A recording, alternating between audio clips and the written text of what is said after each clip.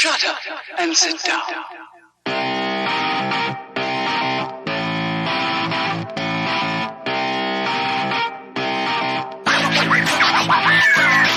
Hello everybody, I want to welcome you to a brand new episode of Third Shift. It is episode 307, and of course with you today is me and I, the Mr. Eric, and I'll tell you what, he's here. I think he's doing some little motions in the background. He's got the motion blur going. I don't know what's happening, but he's here today to talk about some games, talk about life. It's the inglorious bastard himself. It's Mr. Matt. And Mr. Matt, as we do, before we get into any of the things, you gotta tell me how the week went, because I don't know. I really don't know how your week went this week. Not even a simple little piece of it, because I've been on vacation since the last time we did a show. And now we're here. How'd it go, Matt? It was a weird week, because I feel like it was a good week, but also the last couple days have been a horrible week, so... Hey, it was probably just an in-between week, and then by the time I end up finishing talking about the week, I'll end it on a high note, and I'll go, hey, wow, what a great week it was. So prepare yourselves, ladies and gents, because that's always how it happens. But this week, I didn't do anything in the real world. I did absolutely nothing. No shows, no movies, no nothing.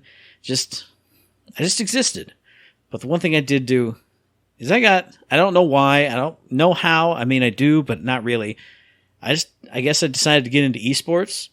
Because I talked last week about watching the League European Championships. So I did that again over the weekend, because it's like every weekend they have 2 days worth of games, so a couple matches for each team.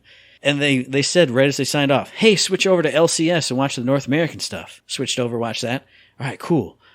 What am I going to do the next day, though, before that comes on? I watch League. I used to play League all the time back in the day. It's something I'm always interested in, always love. What's another game that we've always been interested in and always loved, Eric, and is going to come back and we need to know more about before we play it again? Well, it's Overwatch. Yeah. So I went, well, I've been watching League on Twitch. Surely Overwatch League has to be on Twitch. It's not on Twitch anywhere. The last broadcast is from a year ago. Oh, it's because they're on YouTube. Go on Overwatch League, watch it on YouTube. It's cool. I will say I enjoy it because it's Overwatch and we like Overwatch, and watching cool Overwatch plays is cool. But watching fast-paced mouse and keyboard first-person shooting from that player's perspective, it is the craziest damn thing I've ever seen. Like, League is top-down. You see champions moving about. Maybe you don't know the champions. Maybe you don't know the moves. But you can understand what's happening. You see things. You see health bars going chunk, chunk, chunk. When you see these people waggling their mouses and, oh man, he got a critical hit. He did the thing. It was zoop. I can't even see what's going on. I don't even know what's happening. The casters do a great job explaining it, and when they do like a far out shot of like the point, I can see stuff happening. It's so crazy though, but it is still fun. I have been watching a lot of it, and League of Legends and Overwatch League, and the thing I'm going to talk about even after this. You just start watching. I don't know any of these teams. I don't know any players. I've never watched any of them that much. Don't really care about them. You start watching, and it's like, it's like you're watching March Madness. Like, I don't know these two teams, but after 5 minutes, I kind of like those guys, though. Uh-huh. I hope they win. Oh, look at them go. Oh, they did it. Or, oh, look at them go. They're going to do it. Oh, but the other team got them in the end. Oh, it's just like watching a real sport, and it's a ton of fun. And I went, okay, I'm going to parlay this success into something else, because League of Legends had nothing going on. Overwatch League had nothing going on. What's another esport that's popular with the kids? Yeah, Fortnite? Valorant. Oh, Valorant. No. Valorant. And I went, okay, I know League of Legends. I can watch that very expertly. I know Overwatch. Watching that is hard. I don't know anything about Valorant. The stuff I have seen, I can't parse it all. I don't understand what's going on. I don't know champions. I know there's champions and powers, but I have no idea what anything is. Oh, like the World Masters is going on in Copenhagen. Let me watch that. Obviously, there are different modes of Valorant. They're playing like the Counter-Strike mode, essentially. Like, not one-hit kills, but basically that's what Counter-Strike is. Mm-hmm. I started watching it. I was like, oh, watching people die after like 2 bullets. I'm like, oh, I don't like this. Pixel hunting, on the screen and pew, shoot him from across the map and he's dead. Whew, I don't like that. Then 5 minutes later, I went, I think I'm kind of starting to enjoy watching this. Oh, look at that. Look at that team. They're down 2-1 right now. And so if they get the third game, these guys are out. Come on, team. Go, guys. And then they start picking it up. And then they won that match. And then they go in to the fifth and final match. And then it's back and forth, up and down. The commentators lose their mind. And I'm losing my mind. It was crazy. So I went, man, I've never had an interest in esports other than League. But just watching a little variety of them, I kind of got into it. It was kind of fun. I can see the appeal. Maybe I'll be in the stadium wearing like a replica jersey and like slamming the little thunder sticks together, the inflatable things, going boop, boop, boop, boop, boop. I don't know. That was a ton of fun. Speaking of a ton of fun, I also got back into playing some Triangle Strategy this weekend and over the week. Not as much as I wanted to, but a little bit more, and just getting that taste of just tactics just dripping into my mouth, a little dropper. Delicious wonderfulness. I played a little bit more of Persona 3 Portable also, and finding out what you said, because I'm like a week behind you essentially, if it's just like nothing's going on and you're just going around, and the first block got removed and I fought a guy and it wasn't hard at all, and now go on up to the next block. Okay, but like you just said, what are we doing here? What's going on? I don't know. I don't really like any of the characters. I don't really care about my social link people like we've talked about. I had one of those moments. I just looked at the screen and Kenji was like, let's hang out after school. And I was looking at his dumb face and just going, I don't know if I want to play this anymore. And I haven't played it since, but not because I went, I'm never going to play this anymore. I finished out the day and saved it, and I went, okay, I just need a break maybe, something. Because the combat's still fun. Doing that's, fusing personas is always fun. But I was just like, man, I don't know. And I don't think I've played anything else. Obviously, I play Animal Crossing every day. That's a little bit of fun. But I think that's it. It was an interesting week, though. Watching cool stuff. A new cool monitor setup. Obviously, I watched some G1 matches. That's still going on. That's awesome. But it was a good week because I did all those good things. Aside from Persona 3, which made me a little bit sad. Everything else was great. So how about you, Eric? Tell me about your great week. Well, as I said, man, we just went on vacation. And we went down to my sister and brother-in-law's in Ohio to visit them. So I went to Kings Island pretty much every day. Every morning I woke up about 7:20, drank coffee, got around. By 9 a.m., I'm leaving. I'm going to Kings Island. One day I take $1, the next day I take the other $1, the next day I just go by myself, the next day I just go again. I rode a billion coasters. I did a billion things. And then the best part is we have the meal plans. So every day I'm just moseying about, what do I want to eat today? What do I want to eat today? Ooh, do I want chicken? Do I want barbecue? What do I want? Do I want some Panda Express? Do I want Chick-fil-A? It goes on and on. Anything I want, it's all there. So I'm just over here getting food, popping it in my little canisters, dragging it back home. Here, my children, here's food. It was glorious. It was a good time. And then besides going to Kings Island, we also went to the, was it Cincinnati Zoo while we were down there. So I was having a good time there. Found out that apparently the sister's family, they're not big zoo people. So they're kind of just moping around, waiting for it to be over. And I'm like, well, you might as well enjoy it. You already paid to get in. Look at the animals. Have a good time. How can you not be a zoo person? Look at this amazing thing from across the world. Look at it. Yeah. It's right here. There How it cool. is. I've always read about these things. Look, there's one. It's neat. They even had those giant vegetable bats in one of the dark houses. So there's these bats that are like almost half the size of me, hanging there, flying around, doing whatever. I'm like, I can just sit here and watch these for like an hour. Yeah. This is something I'm never going to see. I'm never going to see these giant bats that are able to probably carry me away. That's not going to happen. Here I am, though, getting a look at them, watch them do their thing. It was nice. And then they also had some rhinos, but the rhinos weren't very active. It's pretty hot, so a lot of the animals, they were out, but they were just kind of like chilling there. Basking and just hanging out. Just existing.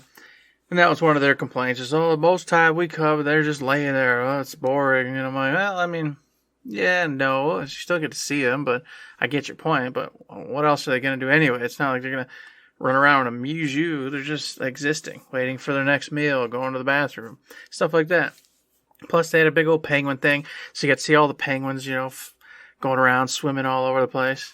Like I say, those are always doing stuff. Like, you get penguins, you get otters. Otters are always flying and sliding, swimming and dipping and dodging and ducking. And then they had manatees. So you've seen these gigantic manatees. They're just floating around doing all sorts of crazy stuff. And hippopotamuses. They had hippopotamus ones. So you're seeing these hippopotamuses under the water. And then we got lucky enough when we came up, 2 of them came up and they started bleating to each other. So it's like, brrr, brrr, brrr. Awesome. And I'm like, you're not going to see it. When are you going to see a hippopotamus? Huh? Where's the last hippopotamus in Michigan you saw? And if you do see a hippopotamus, you're pretty much going to be dead. Yeah. Because they're notoriously deadly creatures. Yes, mean. They don't want you around them. So. Exactly. So it was a good time. We had fun there. What else did we do? Well, we had a 4th of July show. Obviously, 4th of July is long gone, but this is the only time we could finally get together. So we blew up about $1,000 worth of fireworks, and it was beautiful. It was glorious. Had so much fun with it. I gotta get the video that was recorded of it, actually, so I can see it again, because obviously from my perspective, I'm underneath everything, and there's falling ash and fire and a couple exploding fireworks. Like, you just always have to deal with that. So different. A lot of fun, but a different perspective. I'd like to see the show from what everybody else got to see as well. So hopefully I could do that soon. And then, of course, one night at Kings Island, they had their big, well, they do it every weekend in July, but their fireworks show. So they're doing fireworks. They're doing drones where they send up these drones and they're just like doing all sorts of cool images. And they got the narrator going, and then the whole city's got like laser lights and things going off the whole time. Super impressive. Just a good time, so I had fun there. Definitely wanting to come home by the end, though. I like it. I just like being home sometimes. So it was definitely a little bit much at the end. I'm like, okay, I just want to go sit at home and do nothing. Can I do that? Yes, please, please, please, please. But either way, had a good time. Got here. Then, of course, was playing a couple video games. Horizon Forbidden West, one of them. Marching along. As I said, I got used to it all again, so I'm over that. I still find that it's a little just overtaxing. There's just so much. You pull up the map and there's just question marks everywhere, quests to do everywhere, hunting things, lodges, all that. Just everywhere I look, there's something I could be doing or should be doing or whatever the case is. I'm just like, man. I kind of just want to do the quests. I kind of just want to go do the missions, but I know if I go do this cauldron, I unlock the ability to control these animals. I'm going to get all sorts of skill points, which is going to make me even more bad man pajama, and I want that. So then I start doing them. But then after a while, I feel like I'm just spinning my wheels, just going nowhere. Even though I'm not, because I am getting, like I said, the skill points and stuff. But I don't know. I love the game. It's a great game. Definitely going to finish it. But it's in that cycle right now where I'm like, don't really want to just sit here and go through every question mark like I did in the original. I don't know what got me in the original where I was just excited to do every single one of those. This time it's just not happening. The magic there it just isn't clicking. And I'm like, no, I just want to go do the mission, see what the hell's going on here, and finish this story up and have a good time with it. So we'll see how it goes. Still rocking it though. And then, Matt, last but not least, Stray. I thought to myself, I said, well, we got to get this game. It's free, so I might as well download it, play it. And I know Matt's going to play it. It's an animal game, right up his alley. We're going to have ourselves a little review. Hell, this might even take up like a quarter of the show. It's going to be great. We'll have fun with it. So I played that whole game. And by whole game, I mean like 5 hours. Played it, beat it. Even got a lot of the trophies. Didn't platinum it, but did a lot of the stuff. Did as much as I could. Had a good time. What a wonderful game that game is. I'll say this, Matt. It reminds me a little bit, not a bunch, but there was enough taste of Shadowgate and Uninvited in there that I went, they could do this again. They could get a game like Shadowgate and Uninvited back again by morphing it a little bit into what Stray is, but keep it more like what Uninvited and Shadowgate were. You're getting items, you're picking up things.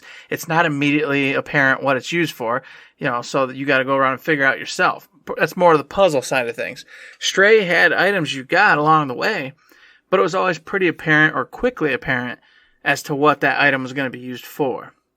So even if you went ahead of the game and got a knitted sweater, and you don't even know it, no one said you needed it, you knew within 15 minutes someone is going to go, I need a knitted sweater if I'm going to go ahead and go out in that cold yard over there and get your ball for you.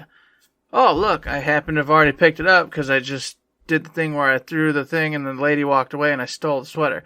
I don't know why I did it. I just did it because it allowed me to do it. But now it makes sense because you need this sweater. So Stray does a lot of that. You're going to see that a bunch while you're playing that game. But like I said, if you did that on a much larger scale where you're just collecting things and some of them will never be useful at all, but that's for you, the player, to decide. And, of course, take it out of the cat environment and get it just into some cool, weird stuff like, all those old school Shadow Gates and Uninviteds. I could see it come back. And it made me happy. It put a smile on my heart. And I said, I can't wait. Me and Matt will talk about Stray. We're going to have a good time. He didn't play it. He didn't do it. He didn't play the damn game. And he said someday he's gonna. And now it's a game that we'll never review or talk about en masse because it's tradition. It's tradition at this point. I'm having a good time just from the thought of that. I was just thinking, man, it's a game Eric wants me to play. It's a game Eric says I should play. Maybe I should never play it, just like certain other games. That he said, you should definitely play it. Nah, I think I'll just pass on it. A game I'm going to talk about later, in one of the reviews of it, they compare it to that game which shall not be played. That's what we'll call it from now on, the game that shall never be played. Perfect. I can't wait. It's great. It's a bit. Don't it at is. Me. It is a bit. It's a sad bit, though, because we can never actually talk about any game ever, because Matt swears he's going to play these games that he never will, but maybe someday will, and vice versa. So, I mean, that is a someday game, but the only way to play it for free was to sign up for the free trial of PlayStation Extra, which, if I sign up for it, I'll forget to cancel it by the end of the doodad, and blah, blah, blah, blah, blah, so. Well, then you just be part of the PlayStation Plus club, whatever it's called. I'll need another one, though. We've had this conversation a million times before. That is a game I am going to play fairly shortly, but I was also not at home a lot. Now that I'm back home, it'll scratch like a cat, like scratch its way back into my mental recesses, and I'll be like, okay, I'll play a cat game on my nice new monitor. Yeah. Well, you'll get there. But real briefly, I'll just let everybody know that the game's short. It's not that difficult, and it's very pretty. The game's just pretty. Like the environment, that cool, just kind of fallen Earth dystopia type thing. But these robots who are just trying their best to be humans, or what they think is what humans would want to be, or it's really cool. It comes together really well. And then just the whole arc of it and how you get to where you're going, finish up everything. I don't know. It just all came together really nice. And every time I logged off, I was happy to play again. You know what I mean? Like, it didn't have the hook where, like, I was dying to play again, but I was happy. Every time I turned that game back on, I went, yeah, that's fine. I'll spend another couple hours doing this. And like I said, 3 nights in, beat it. It's just a good game. And it just, like I said, it just has that spark of what those old school, go through the scenes, go through the environments, find things, and then figure out what they could be used for and get through the secrets, get through the, the actual storylines. I hope somebody takes this, and I hope it's successful, and I hope they can put something that's even harder or more challenging and bigger, on a bigger scale together in the future, because I would totally eat it up. I was going to say, that's one of the things I'm most excited about for it, because just watching some reviews of it when I talked about it last week, you could see, like, hey, here's the way to go to this thing, but you could also go up here, and here's a little, like, extra big jump that you didn't really know you could do, but you see the little jump prompt, and up you go, and around here, and a couple of reviews were talking about, so many routes to get to where you're going. I'm like, that's the stuff I love. I love exploring. Me, RPGs. Oh, well, I got to explore this way, even though I'm supposed to go that way. I'm going to go all over here, up and down, and left and right, around the corner, and every single where. Uh-huh. So knowing that there are things you can find out there. Hey, you can find the badges, the memories, all that stuff. You can go about getting all that, and you don't have to do most of it, but it's there. And if you do find it, you get some really cool just tidbits of information. And then with the badges, it's just like fun, cool things that, like you said, you didn't have to do and aren't part of anything. But if you take the time to do it and mess with all the little things, it's just a fun little boop, I got this badge. Look at me. I'm cool because I did this off the beaten path weird thing where I had to drop this bucket into here, do this thing, blah, blah, blah, blah, blah. It's a lot of fun. And it didn't feel like you had to. And that was the best part of it. I didn't feel like obligated to go and try to find all that stuff. It just felt like a nice plus. So my release for this week, it's tied into Stray because it came out the same time that Stray did, and it kind of got overshadowed by a little bit. This is a game that I was debating whether last week to talk about Stray or talk about this, but Stray is kind of a, not in a bad way, but a meme game because it's the cat game and everybody loves it. But this week I'm talking about, as maybe I should have last week also, As Dusk Falls, which came out on the 19th, developed by Interior Night, published by Xbox Game Studios. It's launched for Xbox and PC, and it's a Matt special. Because this is a game I can't talk too much about because I'm absolutely going to play this, because this is a narrative adventure game where you follow a whole bunch of characters, whole group of characters. I think there's like a couple different families, and something happens. Obviously, in all the reviews and all the trailers of the game, there's kind of like a botched robbery that happens inside this drive-up motel, kind of in a sleepy Arizona town, and then something happens there, and then the consequences of that ripple out into like a decade later. All the other characters, you're kind of living through their lives and the consequences of what happened. And from everything I've seen, this game is, it's got everything that I love in these kind of games. I mean, it's kind of like a Telltale game where you're playing along and then there's a dialogue choice. Choose your options. Or you make a big choice of, if there's a robbery going on, do you fight off? Do you try and fight off the robbers? Do you try and protect your family? Do you do this and that? But the thing that every review that I've watched or read have said about this game is all of the little decisions that you make, or at least many of the little decisions, do come back like hours later down the road, like in some form or fashion. Maybe they don't change the game completely, although there are ones that do that. You can have characters die early. You can have them survive until later where they can tell you a big secret about what's been going on.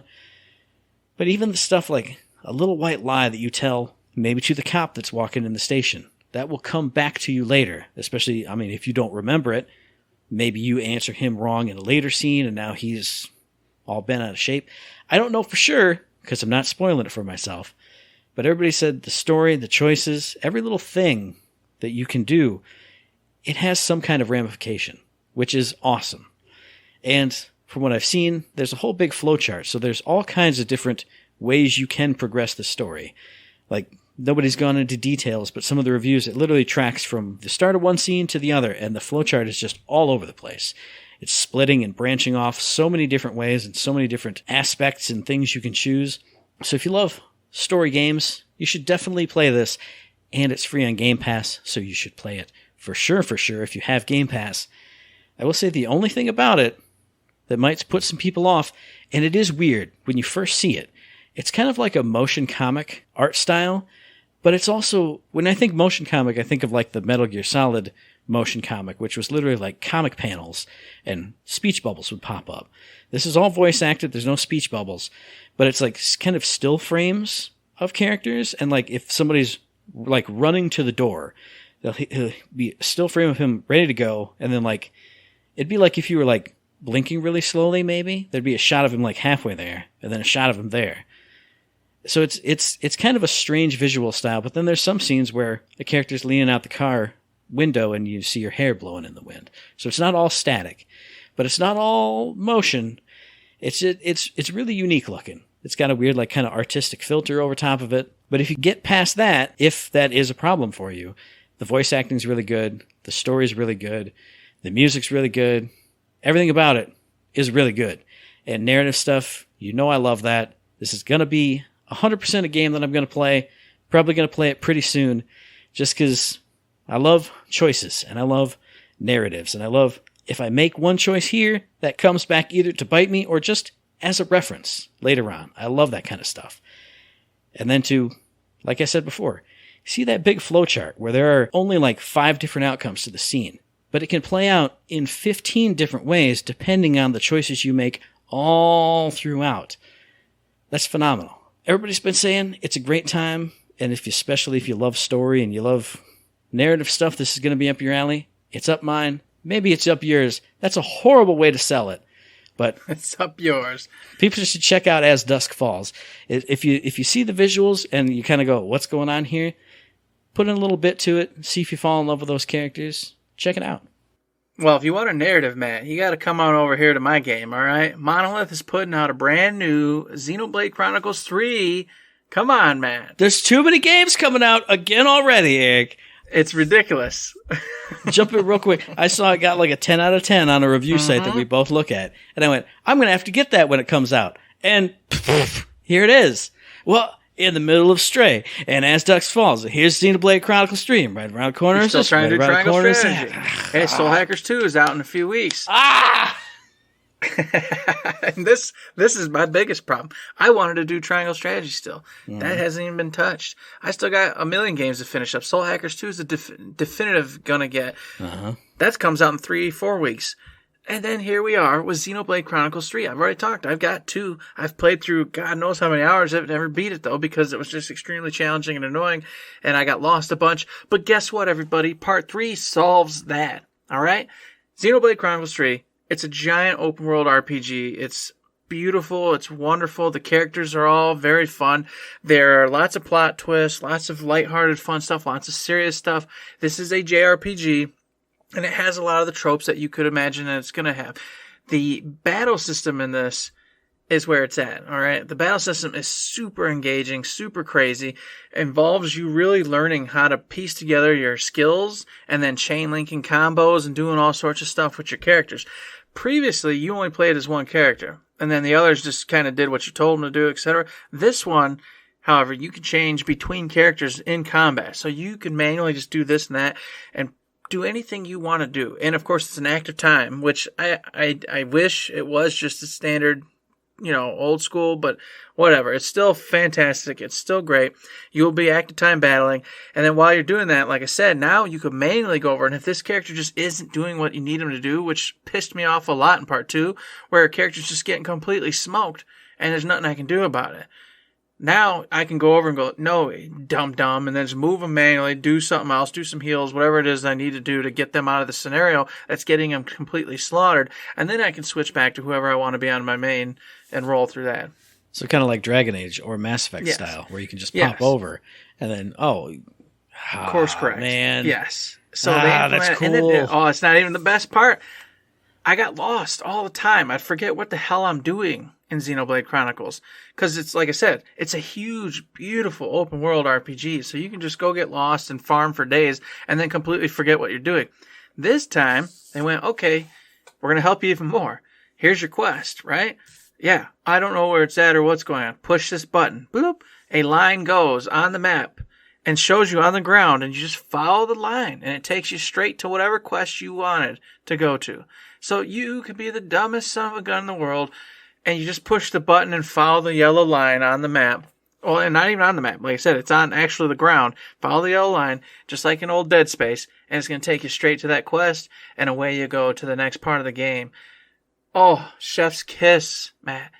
Wonderful, fun, JRPG typical characters trying to save the world, 2 continents, battling it out to the death, utilizing dead bodies as energy. Like, that's crazy. That's really fun, really cool concept. And they said they use that a lot in the story and how it comes to fruition. And, of course, the emotions and the things that does to people and the characters. And knowing that the heads of all these continents don't care because you're just more energy for them to keep fueling the battle. So what that does to you and how you react and how you live through that, all this stuff's in this game.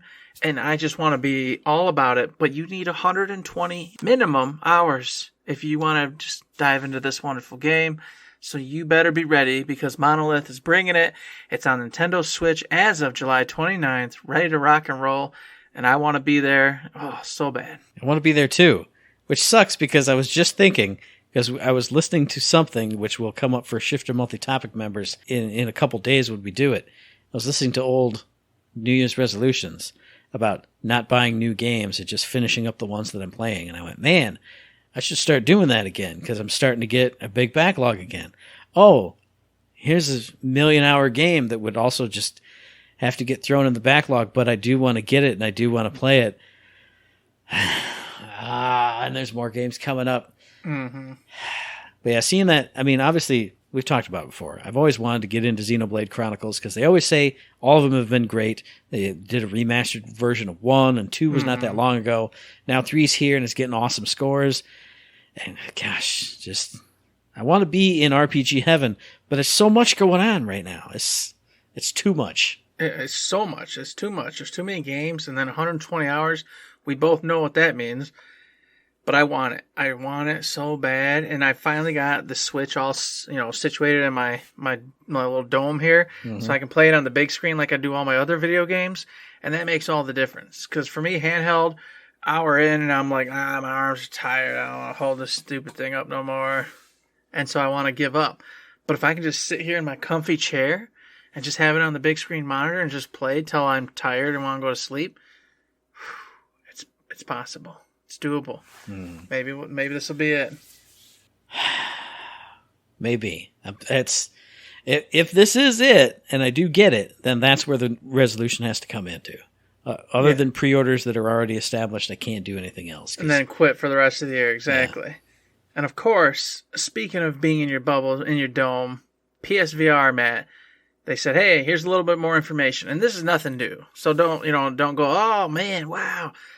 Other VR units have already done this, but I like it. I'm still excited because the more the different, VR companies come together and put their ideas into one big ball, the better off VR is going to be, and the faster it's going to be better off and ready for everybody to get into for sure. Yeah, as long as it's not like, oh, this VR headset does X, but this VR headset does Y. If they'll have similar capabilities, even if they're running on different platforms, especially since most of them are in the PC space, then you can have those experiences shared across each one. But what we're talking about is the PlayStation blog talking all about PlayStation VR2. And I was a little bit sad that there wasn't video on this one because I wanted to see some games. I wanted to see some gameplay. I wanted to see some this and that. But it was kind of just a text and pictures. But they were talking about how, for one, you can use the cameras that are on the front of the headset, which, track your motion and do all the stuff. You can now use those to basically use a transparency mode. You hit a button on your headset, and now you see through to the actual real-world room, which I know for you has got to be a game changer because you are the most paranoid person I know. Very true. I am the second most paranoid person that I know. So when somebody on the other side of the wall goes clatter, clatter, clump, I'll be able to go, boop. That wasn't in my house. Bloop. Oh, I'm back in the game, doing the thing.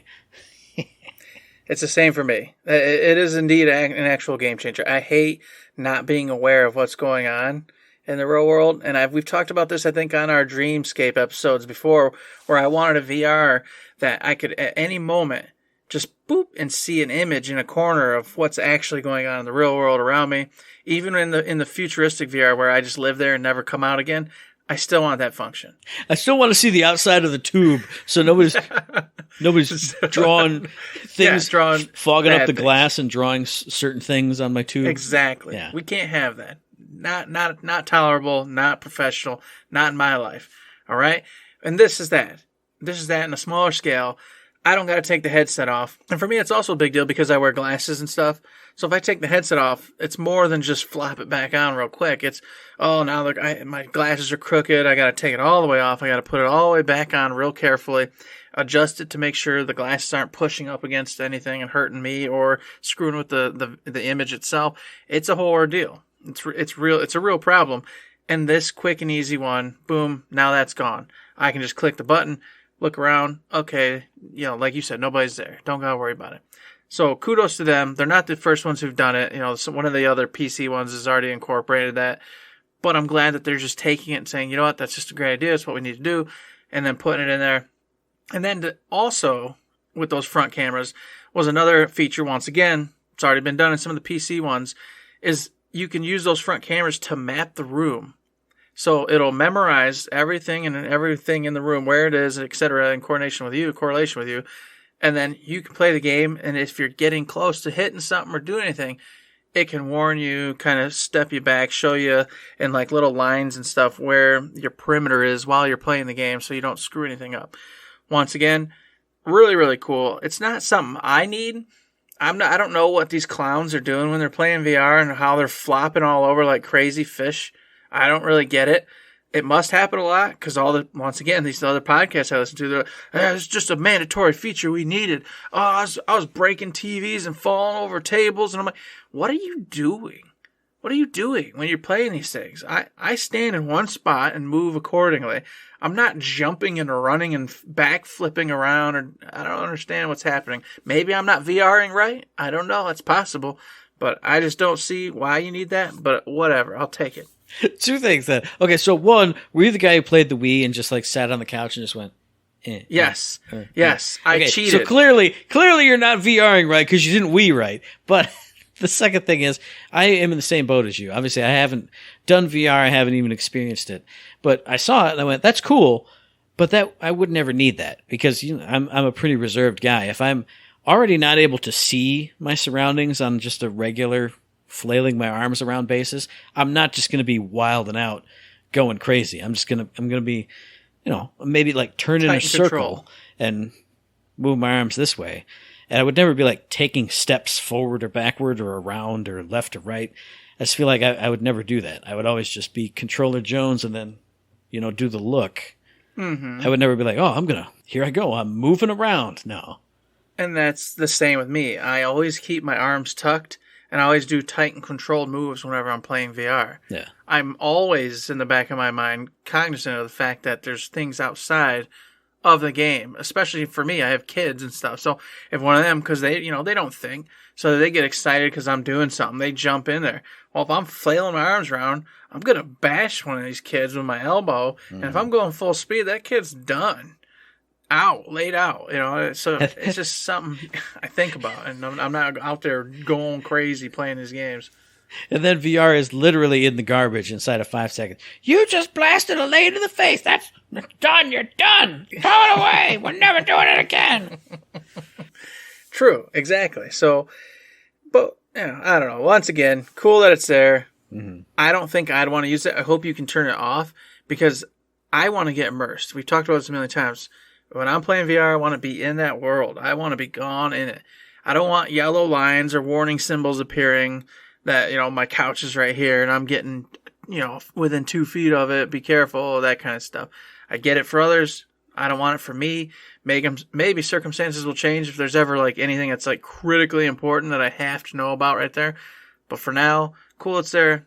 Don't care. I'm sure it's got to be like a necessary pop-up. As you get closer, maybe it like fades up through the graphics on the floor.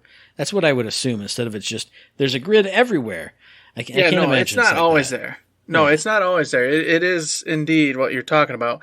When you get too close within a certain parameter, and then it pops up and gives you the little warning that it's there. You'd be fine regardless. So that's true. Yeah. You're right. I think that one's a non-issue. But like we said, it's cool that they're dropping more features in there, features that people are looking for. And like I said, more features in VR means more possibility of me being interested and getting into it, getting more people into it, which will let them put more features into it because now it's popular and build it up. And now we're getting, Last of Us 3 VR, Eric. You can be playing Last of Us in VR.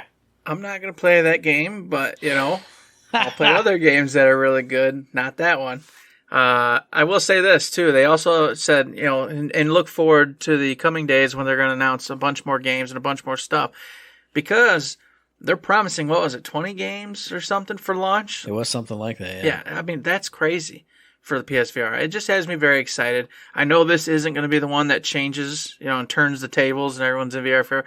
But I think this step that they're taking with this one's going to be very big. And I think it's going to be worth the while. And I think, maybe 2 more down the road, that's when Matt will finally come in. And VR is going to be the real big deal when we're like 55-ish or so. Well, we've already talked about it when they teased it a little bit during one of the PlayStation showcases with Resident Evil Village VR and Resident Evil 4 Remake VR.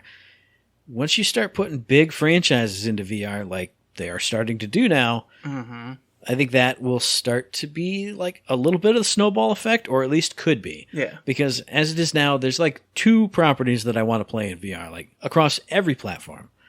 But if you start making big games in there, games that I have experience with that I would like to experience in a new way, maybe this starts to be it. Who knows? We'll have to see. We will see, indeed, and I can't wait. I'm looking forward to it, and I'm just looking forward to dropping $600-$700, whatever it ends up costing, to get into that bad boy.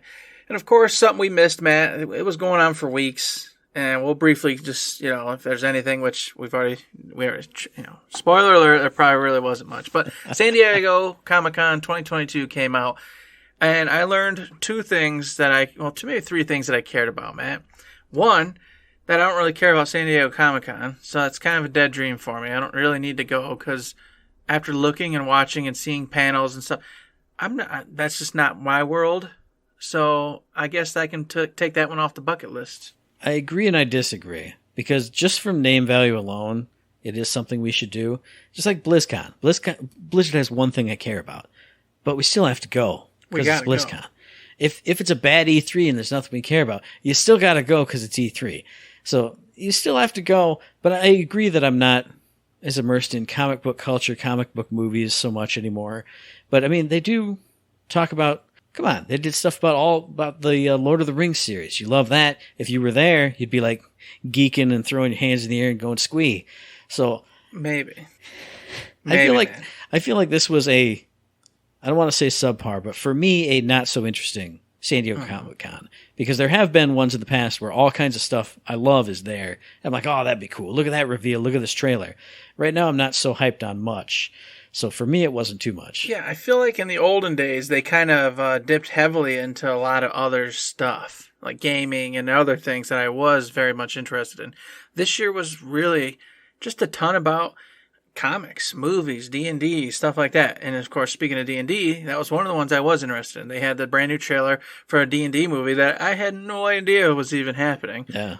So I was like, cool. Now I remember that other D&D movie that came out a long time ago, and that was not cool. It was not good. All right. I mean, it looks kind of cool. I never saw it at the time, but it looks like that. Cool. It looks like, I mean, we had a Shift a Monthly topic ages ago about video game movies. Mm-hmm. Some of those are fun to watch now. Not for like being cinematic masterpieces, but for being just fun and just look at this moment in time. For that, I would watch it. So I've seen clips of that D&D movie, and I go, you know what?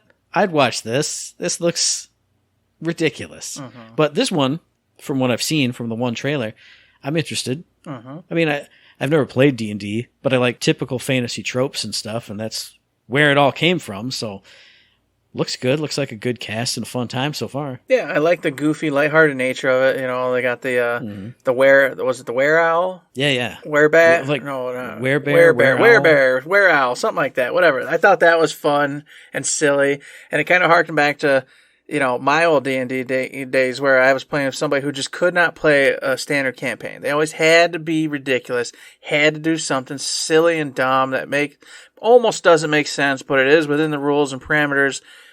And that, I was like, okay, I see what they're doing. They're kind of making that as like kind of the fun joke. Yeah, we'll even let you do that. You know what I mean? Just here you go. Have fun with it. So I was interested in it. That felt like it might be some fun. And then, of course, sticking on that, Wheel of Time at this got put greenlit for a third season. The second season isn't even nowhere near out. It's not even been like even talked about really at all yet. And boom, we're greenlighting frickin' season 3, and I don't know how to feel because I'm happy. I love Wheel of Time. This isn't Wheel of Time though. It's in the same universe as Wheel of Time, but it isn't actually the story that I read. They're changing like almost everything up, and that's fine. So I'm like, I had a hell with it. You know what? I'm going to enjoy this just as some crazy offshoot story that's inside of my Wheel of Time environment. That's exactly how you're supposed to be, Eric. That's what I've talked about with properties that I love. Like, it's not Max Payne, but it was pretty good. Yeah. It's not this, but it's a retelling of that story. Exactly. I'm okay with it. It's a different branch. It's a different take on it. So why not? And I did think about that because I saw that on the list of things that got announced. And I went, Wheel of Time Season 3? I didn't even know there was a Season 2 yet. Well, there's not. Apparently there's not even the Season 2 yet. Not yet. So apparently they're happy with it, which is cool. Because if they're excited and they feel like it's a strong product, then it's got to at least be worth watching. So I'm happy about it. And I mean, regardless, it's nice to hear about series getting renewed instead of canceled, because I feel like that's what we get every other week. Hey, this show that everybody loved, it's canceled. And then Twitter gets up in an uproar. Well, here's something people like. Here's more of it. Have more. Enjoy. Exactly. So for me, that was it. There's some other things in there. Like I told you earlier, Todd McFarlane announced another Batman Spawn crossover where they're going to duke it out. Cool. But I'm never going to read it. But I think it's cool. I'm glad it exists. But that's it. That's all I saw I cared about. Yeah, I mean, I flipped through it real quick just to see about any gaming stuff. And the only thing that I saw and then wished I hadn't seen, hey, Gotham Knights, the Batgirl reveal trailer. Okay, I watched it. Some cool stuff. And then she did a big old spinny AoE giant attack. And I went, that's not what... No! I just had this conversation with Eric last week. I'm not going to pound the desk because my nice mouse is right there. I'm going to move it and still not pound the desk. But regardless, I saw it and I went, maybe this will give me the... No, it didn't give me what I wanted. So, I think it's just out, Matt. I think you might as well just go ahead and put that one to rest. And that's okay because there's so many other games, Matt. Just put it to rest. Let it go to sleep. You're not wrong, because there are so many other games from the Annapurna Interactive Showcase that was just today as we're recording this, and I went into it thinking, they might show like one or two things that might be cool. And then I thought to myself, but Annapurna Interactive does all the cool stuff. Everything they do is unique in some kind of way. It's usually indie level. That's all my kind of stuff. There are so many stars and underlines on this damn list, Eric. Things that I had seen before that I had no interest in, and then I watched the reveal of it. Like, I'm starting it off. I don't even care what you have to say because I'm going to start off with Thirsty Suitors. I saw the demo on Steam, and I was like, what is this, some kind of relationship game? I don't know, not my kind of thing. And then they went into talking about it, where you this character who moved away from her small town, now she's back, and she has to deal with and fight her exes. And I went, But then they said, but you have to deal with their perspective of how the past went. And I went, that's interesting. And then, like, you level up your thirst sona and you get these abilities. And, like, the way that you roleplay in the game gives you different, like you see in the little trailer, she gets like a heartbreaker perk or trait. So if you play super cold-hearted, you'll start getting that kind of stuff. I don't know how deep any of this goes. I don't know if you spend a lot of time in their, like, recreations of the past or they just have a dialogue sequence about it. But it perked my interest. There's a lot of cool aspects of this game. And, she's reconnecting with her parents who were immigrants to this country and are still very traditional and are trying to deal with that still. So lots of cool story aspects to it. It feels like Life is Strange again. I looked at it and I went, this isn't going to be for me. And then I heard more about it and I went, maybe I'm really going to enjoy this too. I don't know. Let me tell you, Matt, the cat's out of the bag. We've been keeping a secret as long as we could. But here it is. Annapurna brought it out today. Our German studio, Third Shift. I was going to save that till like dead last. They finally announced the game that we've been working on here at Third Shift Incorporated. Forever ago. And you know what? You should know that this was one I was creating because I'm talking about doing it in real life soon. Sure. We bought the RV. Me and the wife are going to travel across the whole, United States. Oh, it's going to happen. Allegedly. No, I don't even, it doesn't exist. I haven't seen it yet. Oh, that's right. Exist. I just proved the dog exists. I didn't prove the RV's real yet. Oh, man. We'll have to fix that. So, I intend to travel this country and go see all the sites and do all the things. And, of course, our boys over in Germany, they announced they're making Forever Ago, which is the story of me when I'm older, going across the U.S. in his little RV and just experiencing stuff. And I don't know how detailed it's going to be yet because, better minds than me are working on it at our Third Shift Incorporated studios. It's going to be fantastic, though. Just driving through the desert, coming out, camping, and I can see it now. Then the next day you're going through these great redwood forests or whatever it is, and it looks like in the trailer there was like some lightning and storming. So there's situations where you were going to camp, but things don't go right, and you got to get back to your RV, I'm assuming, or whatever, or find shelter some other place if you're too far away. I don't know all the details yet, but I know I'm interested. I know this is a game that I want to keep my eyes on, especially since it's from our boys over there in Germany. We got to play this. We got to follow it. We got to pay attention to it because we got to support Third Shift over there in Germany. Now, I know it is obviously a bit, but when Third Shift came up on the screen, like I got a cold chill like in my gut and I went, what? And I looked at it. I'm like, and then they like didn't introduce themselves like in little vignettes. And I was like, you sons of bitches. They're like, we're in Germany. You German sons of bitches. And then they showed the game, and I went, you guys are all right, because this looks like my kind of game, like a chill kind of road tripping game, atmospheric stuff, beautiful graphics, And then, one of them looks like he's even bald. So I'm like, well, of course, there's one third shift bald and one third shift hair. So we are the absolute mirror images of these guys. I just got to slim down and look like that dude. You're bald with the tattoos. Yeah. You got to start water. Well, you water your plants. You got your vegetable plants and stuff. There we go.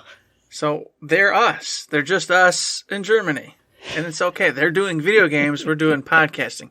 Yes. So we gotta maybe up our game. We gotta come up with something even more clever. Maybe we'll have them on when the game launches. And we can talk about it on the funny podcast. That'd be so awesome. That would be incredible. Gosh, man, that's a good idea. Whew.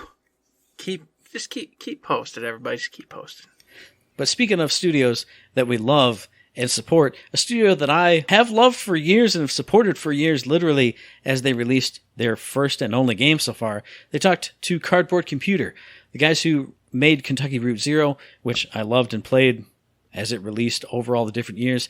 They didn't have much to say. They talked a little bit about the history of the studio, showed like a tiny glimpse of the tech behind one of their next games, but knowing that they're working on a new game, and like the little bit we saw was kind of atmospheric, like it's just a little tiny, like miniature clip.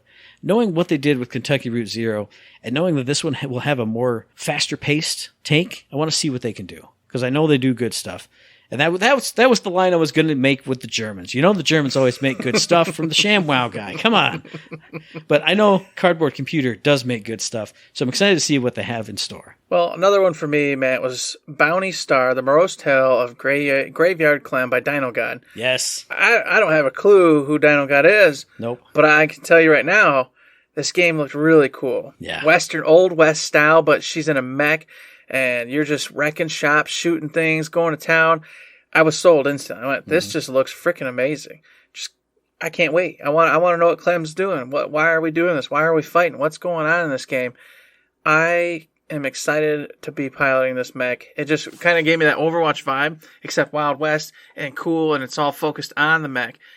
I was blown away. I was like, I didn't expect. Let's be frank. When I said let's watch Annapurna Showcase, I was like, this will be Matt's thing.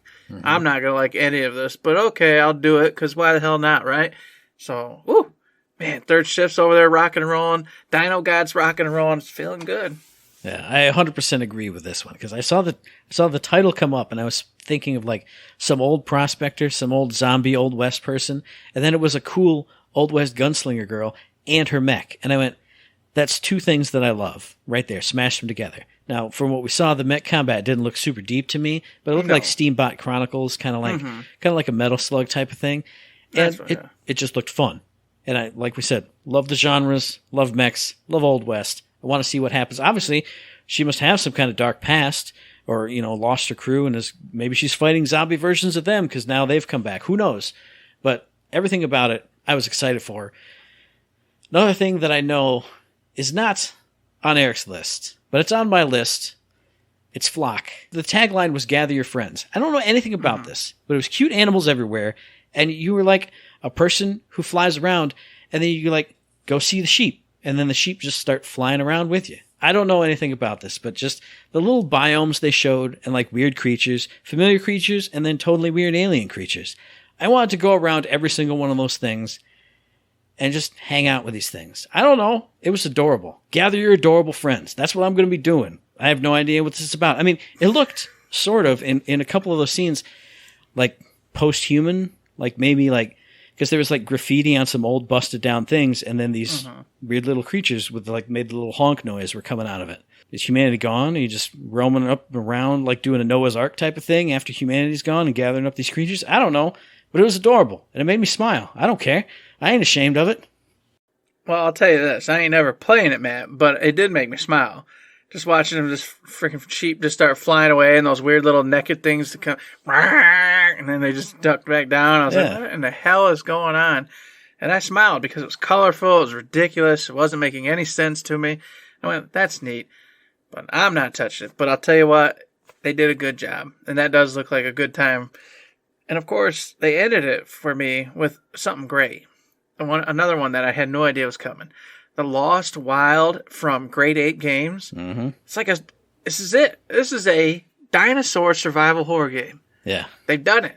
It's coming out. I can't wait to sit there. Looks like you just got a compass, flashlight. Looks like you had a flare at one point. But so you're just finding these basic things just to survive. And the whole time you're looking around. There's dinosaurs just traversing this jungle scenery you're in.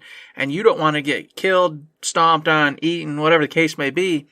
But these dinosaurs, they don't care about that. And if they spot you, find you, who knows what's going to happen. And several times, they showcased it didn't look like as big as a Tyrannosaurus, didn't look as small as a raptor, so whatever the hell it is. Like an Allosaurus or something in between. Yeah, just kind of stalking you, hunting you down. But they also showed like a Stegosaurus, off in the distance, and then another dinosaur you never even saw what it was, completely shuffling in the greenery. Mm-hmm. And just that fear and your heavy breathing and you just running and trying to get away. And I was like, dang, this has the potential to be fantastic. And God, you know me, I love my survival horror games, and I love dinosaurs. What kid didn't love dinosaurs? So this could shape up to be phenomenal. That's what I was thinking too. Is I love dinosaurs, so anything with dinosaurs, it's already got to step up on things that don't. And then I'm not a big survival horror guy. I'm not a big it put me in the mind of like survival games where there's dinosaurs around and you craft things and you build things. When that character picked up I think it was a flashlight first and then the flare. And you saw their arm grab it and do actions to light the flare. And when they ran to the door, they pulled the handle. It made me think of Alien Isolation. Mm-hmm. And I went, if they can do anything like that in this forest with these dinosaurs or this weird compound or whatever you're in, I'm 100% in. Because that's what it made me think of. And if it's anything like that, I'm 100% going to buy it. I hope it doesn't come out this year because then I'd break my New Year's resolution. But for that game, I would bend the rules. And there's two other games that I'm going to mention here. They're probably not going to be Eric games either, but a game that I have heard the name of before, but I had no idea what it was. They showed it off here, coming to PC. Hohokum. Again, this is a game, I don't understand how to play this. I don't understand what it's about, but it's bright, and it's colorful, and it's musical, and it made me smile. You were like a weird, squiggly line dude with an eyeball, and it showed it just floating through these worlds and these environments, and then occasionally it would when you crossed over some friends, they would just jump on the line with you. And it was musical and it was colorful and it made me smile. And I went, I got to find out what this is. How is this playing? Is it a rhythm game? Is it just an adventure fly around and see cool stuff and listen to music game? I don't know, but I'm interested in it. And another game they showed almost nothing of. It's a game called Uvula.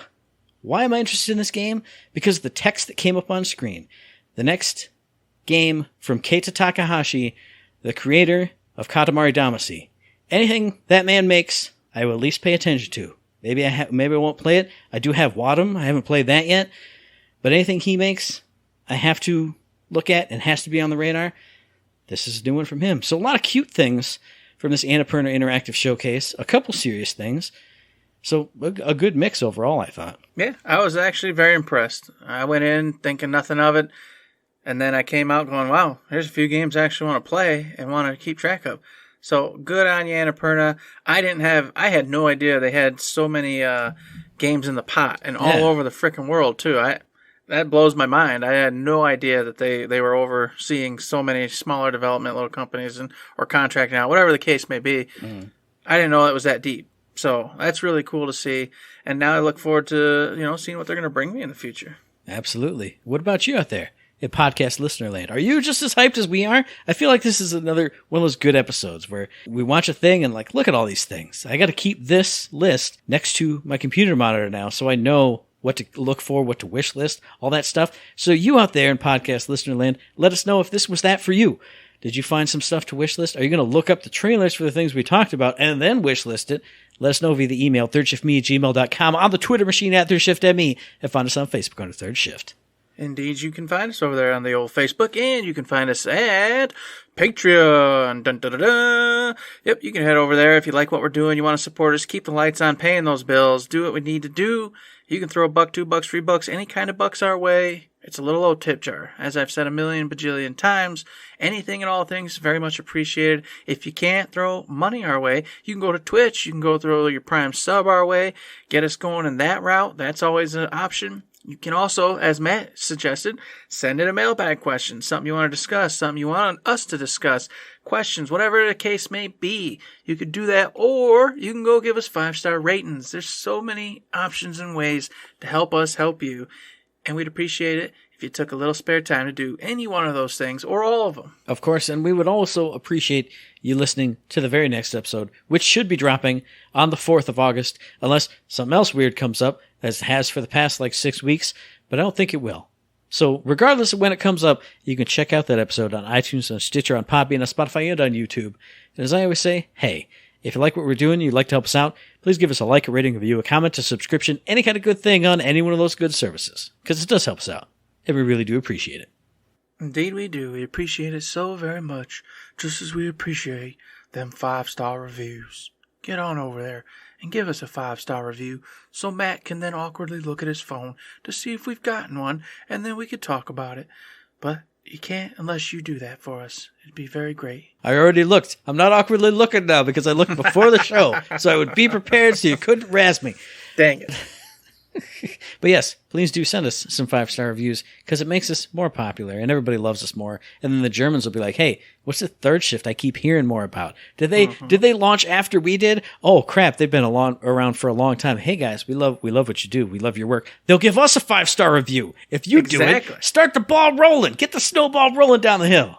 This is like the 5th third shift that's popped up since we've existed. That's true. You know, just saying, we got to get our onesies. We got to get our number ones in. And if y'all don't give us some reviews and 5 stars, we ain't going to get big enough to where they all recognize that we're the true, the one and only. It's the real deals. All right? Don't make us second and third fiddles. All right? Don't do it to us. They did have a cool owl logo. I was like, man, that's pretty slick. I like it. It was good. It was good. Very nice. But until we are acknowledged as the one true third shift in this world that we live in right now, there's nothing else to say. But don't forget to say